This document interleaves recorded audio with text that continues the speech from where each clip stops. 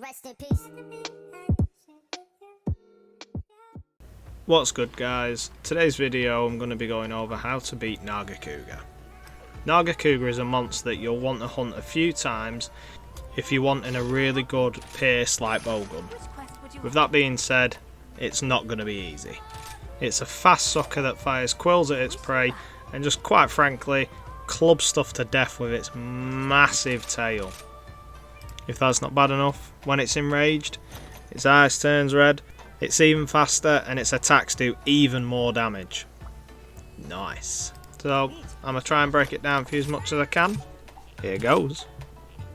During the hunt, you can sever its tail, break its forearms and its head.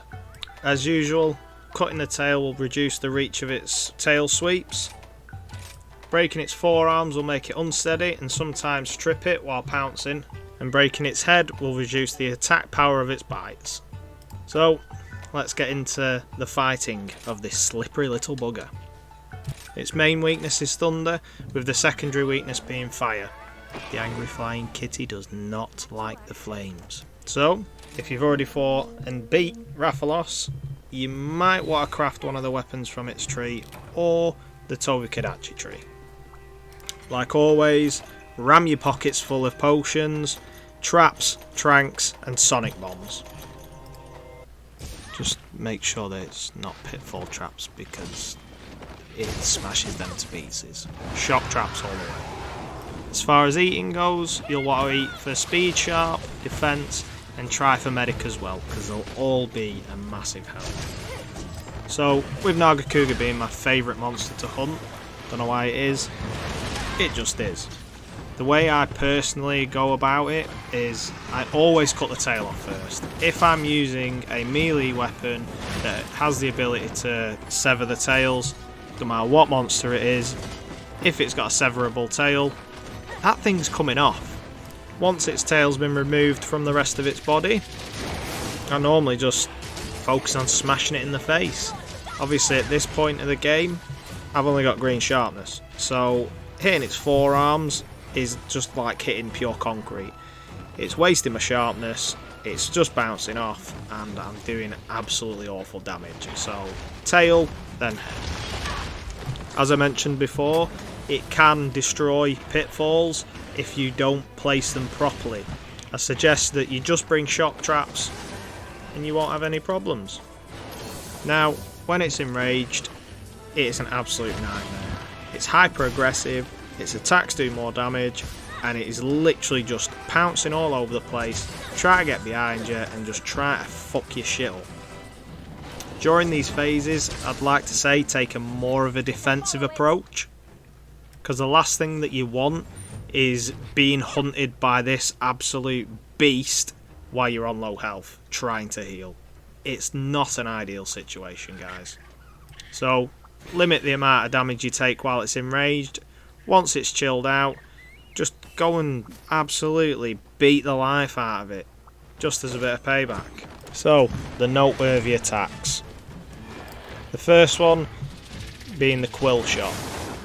It'll stick its tail up in the air, vibrate it a little bit, and then just fling the quills off its tail right at you. They are easy to dodge, just don't let them hit you because it's just a bad day. Don't run into them on the floor either because it still does damage. The next attack is the tail spin. This thing's got so much more reach than what you think.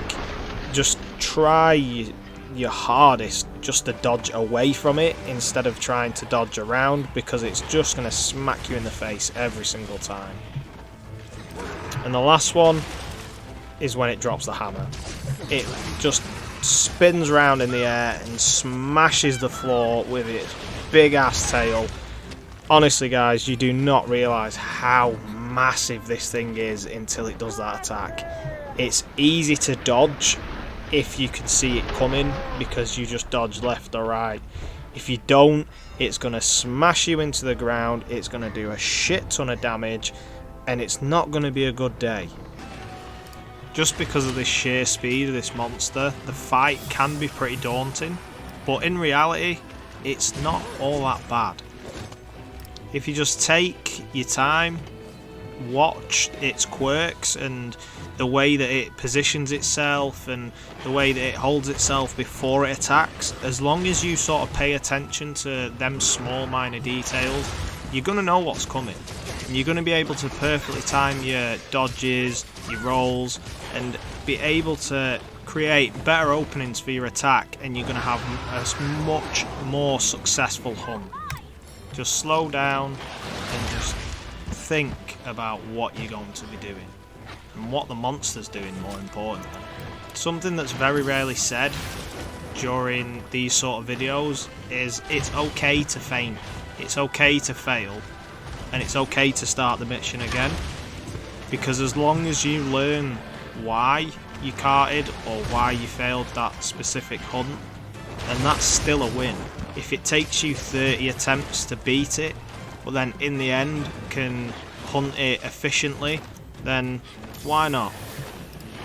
As you can see from the video playing in the background, it is possible to be hyper aggressive against it yourself. Again, I wouldn't suggest it. To be honest with you, while I was hunting this thing, I was on the phone, so I weren't even paying full attention. But as long as you just stick to it and keep wailing away at it, you will beat it. Thank you very much for watching, guys. I hope you enjoyed it. If you've got any questions, leave a comment below, and I will see you all next time. Peace.